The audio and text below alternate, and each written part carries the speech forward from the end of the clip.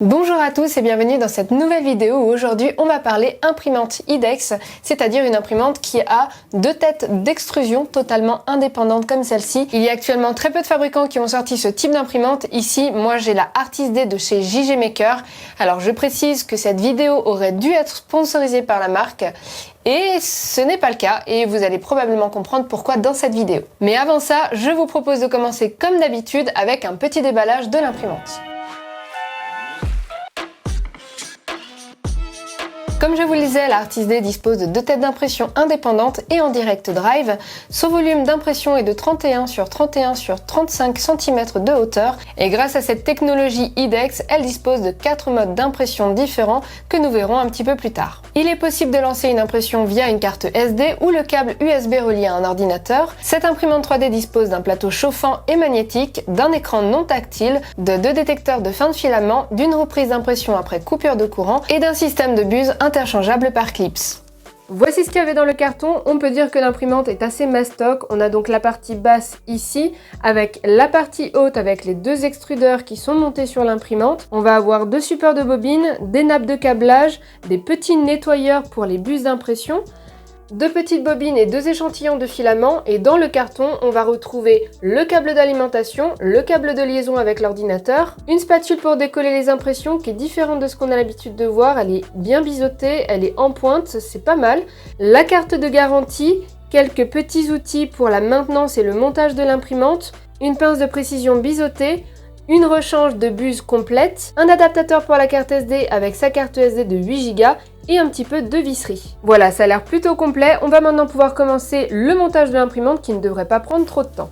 Comme beaucoup d'imprimantes récentes de ce style, le montage consiste simplement à réunir les deux parties principales. On va donc utiliser 4 grandes vis pour fixer l'ensemble.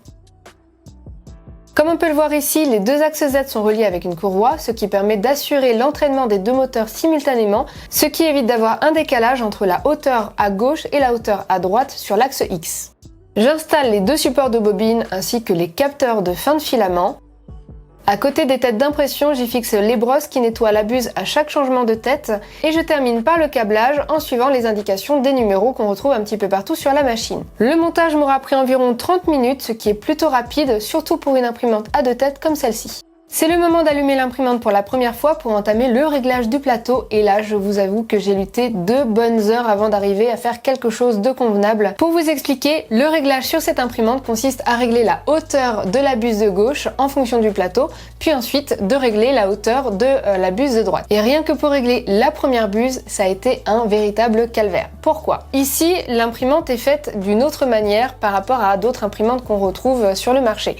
C'est-à-dire que le plateau est fixe en son centre, ce qui n'est pas très pratique. C'est-à-dire que c'est pas le plateau qui va s'ajuster en fonction de la hauteur de la buse, mais la buse qui va s'ajuster en fonction du plateau qui lui est fixe.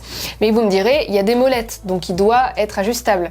Eh bien non, les molettes ici n'ajustent que les coins, c'est-à-dire que plus vous vissez ou dévissez, et plus vous ajustez les coins et plus vous le mettez convexe ou concave. Ce qui est un petit peu bizarre pour un plateau. Donc c'est bien, on peut avoir un plateau plat, mais étant donné qu'il est fixe, eh bien du coup on va se concentrer sur la buse. Et la buse, pour l'ajuster, et ça c'était pas marqué dans la notice, il va falloir toucher à la fin de course qu'on retrouve ici. La fin de course, elle s'ajuste très difficilement, en tout cas c'est très difficile d'avoir quelque chose de précis au micron près. Vraiment ça a été compliqué et au point où je les ai contactés, je leur ai demandé comment fallait faire parce que je ne comprenais pas leur système. Après 1 heure et demie, j'ai réussi à avoir quelque chose de convenable mais pas totalement parfait avec cette première buse et il a fallu que je règle la deuxième buse et là je me suis dit mais comment je vais faire pour régler cette hauteur là étant donné que tout est sur le même axe et donc tout est à la même hauteur. Alors je sais pas si j'ai bien fait mais en gros j'ai dévissé la tête d'impression et j'ai ajusté la hauteur et j'ai revissé comme je pouvais pour avoir quelque chose de voilà, qui fonctionnait. Et en faisant ça, je n'ai pas réussi à avoir quelque chose de totalement parfait, mais voilà, ça allait, je pouvais imprimer et franchement, après avoir passé autant de temps pour ce réglage-ci, j'avais pas envie d'y passer plus, surtout que je ne voyais pas ce que je pouvais faire de plus pour faire le réglage de l'imprimante. Ensuite j'ai inséré la carte SD pour pouvoir lancer un fichier de test rapidement pour voir si ça allait bien, et je n'ai pas trouvé de fichier test sur la carte SD, donc là voilà, j'étais un petit peu déçue. Généralement les fabricants fournissent une carte SD avec des impressions, comme ça vous pouvez tester l'imprimante pour voir si elle est bien montée, si le câblage est bien fait, et écarter tout problème lié au réglage du fichier d'impression lui-même. Ici, comme ce n'était pas le cas, j'ai vite récupéré un modèle sur internet et je l'ai importé dans Cura en suivant toutes les instructions sur leur chaîne YouTube pour récupérer voilà, le profil qui va avec l'imprimante et tous les paramètres qui vont bien. En mettant le modèle sur le côté de cette manière, on va pouvoir tester deux modes d'impression, la duplication et la symétrie. J'installe donc le filament sur mes deux supports de bobine, je les passe dans les détecteurs de fin de filament et je sélectionne le mode de duplication directement dans le réglage de l'imprimante. En faisant ça, la deuxième buse va effectuer exactement les mêmes mouvements que la première et on va pouvoir comme ça avoir deux objets dupliqués et imprimés exactement de la même manière.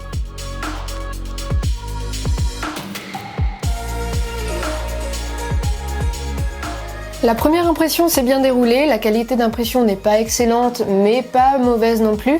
Je lance donc mon deuxième test en mode symétrie cette fois. Sur ce type d'impression, j'avoue que l'intérêt est assez limité, mais c'est juste pour tester ce deuxième mode, voir si tout fonctionne bien et voir si mon premier fichier peut fonctionner avec ce mode-ci également, ce qui est le cas. Et comme pour l'autre, tout s'est bien passé, la qualité d'impression est similaire au test d'avant.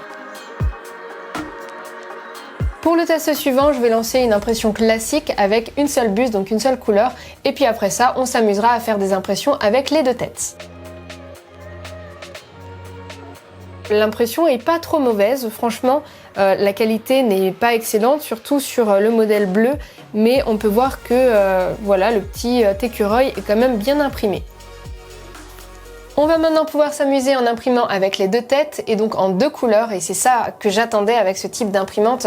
L'IDEX permet surtout de gagner du temps et d'éviter la perte de matière. Pourquoi? Sur une imprimante dual color à une seule tête, elle va être chargée avec deux filaments, donc la couleur noire et la couleur blanche par exemple, et elle va récupérer le filament dont elle a besoin en fonction de la couleur qu'elle doit imprimer. C'est déjà très bien, mais on va avoir une perte considérable de temps et de matière étant donné qu'il va falloir purger la couleur noire pour faire apparaître la couleur blanche pour imprimer proprement du blanc. Donc en gros, à côté du modèle, on va retrouver une tour de purge qui va purger chacune des couleurs au fur et à mesure de l'impression, et du coup on va avoir une perte considérable en plastique et donc de temps, puisque cette tour prendra du temps à être imprimée. Sur une imprimante IDEX, ce n'est pas du tout le cas étant donné que les deux couleurs sont indépendantes, c'est-à-dire que quand celle-ci va fonctionner, celle-ci va être à l'écart, et quand celle-ci aura terminé, elle se rangera pour faire place à l'autre couleur, et ainsi de suite, et donc la tour de purge n'est plus du tout nécessaire pour imprimer des objets en deux couleurs. Pour utiliser cette fonctionnalité, il va falloir faire un petit réglage qui consiste à imprimer un modèle qui superpose les deux couleurs pour ensuite renseigner directement dans les paramètres de l'imprimante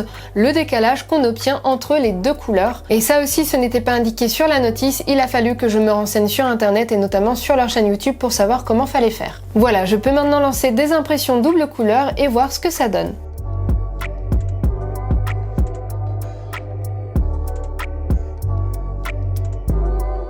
J'ai pu imprimer deux modèles, le petit cône que je trouve vraiment très sympa, très mignon, et là la qualité est pas excellente, surtout sur la couleur blanche, je ne sais pas exactement pourquoi.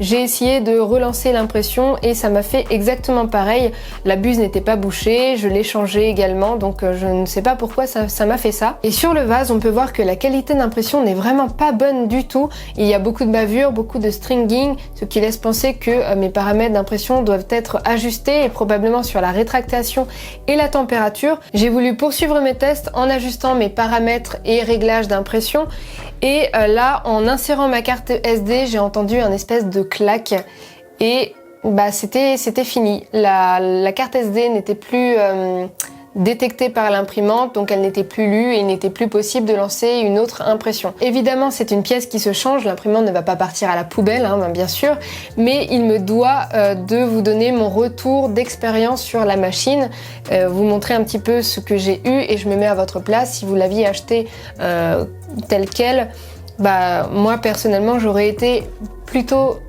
enfin même très déçue en fait. Et là, vous comprenez pourquoi la vidéo n'est plus du tout sponsorisée par le fabricant, étant donné que suite à mon retour, il m'a demandé de ne pas publier de vidéo. Évidemment, je préfère l'honnêteté au reste, et du coup j'ai décidé de maintenir la publication de la vidéo en vous montrant exactement l'imprimante que j'ai reçue, les problèmes d'impression, les problèmes de réglage, et puis le fait qu'une pièce est cassée très très rapidement après l'avoir reçue. Et en plus, j'ai appris lors des échanges que j'ai eu avec le fabricant que j'avais reçu une machine bêta, c'est-à-dire que celle qui est ensuite commercialisée sera améliorée par rapport à la version que j'ai eue. Et ça, c'est plutôt un très mauvais choix de la part du fabricant, étant donné que moi je suis en train de vous faire une vidéo d'une machine qui n'existe plus entre guillemets. Donc voilà. Prenez cette vidéo comme vous le souhaitez, vous avez vraiment toutes les informations à votre disposition pour vous faire votre propre avis. Mais en tout cas, moi, la version que j'ai reçue, je ne la valide absolument pas. Ils m'ont donné la liste des points qu'ils ont améliorés, notamment les ventilateurs qui ici sont vraiment très très bruyants. J'ai clairement vu une différence avec les imprimantes que j'ai reçues récemment et celle-ci. Celle-ci, vous travaillez pas à côté, hein, c'est clairement pas possible, donc ça c'est tant mieux s'ils ont amélioré ça, et ils ont amélioré aussi le réglage de la fin de course qui est apparemment plus facile à ajuster. Mais étant donné que je l'ai pas testé, je ne peux que vous donner les points théoriques des améliorations qu'ils ont fait. Bref, vous l'aurez compris, mon avis n'est pas très bon, et c'est bien dommage parce que on avait sur le papier une imprimante vraiment intéressante, le plateau magnétique, les buses indépendantes, voilà, ça donnait vraiment envie d'avoir quelque chose de différent, et puis pour moi de tester quelque chose que j'avais jamais vraiment testé jusqu'à présent, c'était ça donnait vraiment très envie, mais malheureusement c'est raté, et je ne vous ai pas parlé des tests qui ont complètement foiré également, comme ici où l'imprimante a tourné dans le vide parce que le plateau était mal réglé. En tout cas, j'espère vraiment que la version définitive sera mieux que celle que j'ai reçue, et les versions d'autres fabricants également. D'ailleurs, j'ai hâte de les tester. Je vous invite à soutenir mon travail en me laissant un pouce en l'air sous cette vidéo. Vous pouvez également vous abonner à la chaîne en cliquant sur le rond qui s'affiche ici à votre écran et en activant la petite cloche qui vous permettra d'être notifié lorsque je mettrai une nouvelle vidéo en ligne. Et moi, je vous dis à très bientôt dans une prochaine vidéo.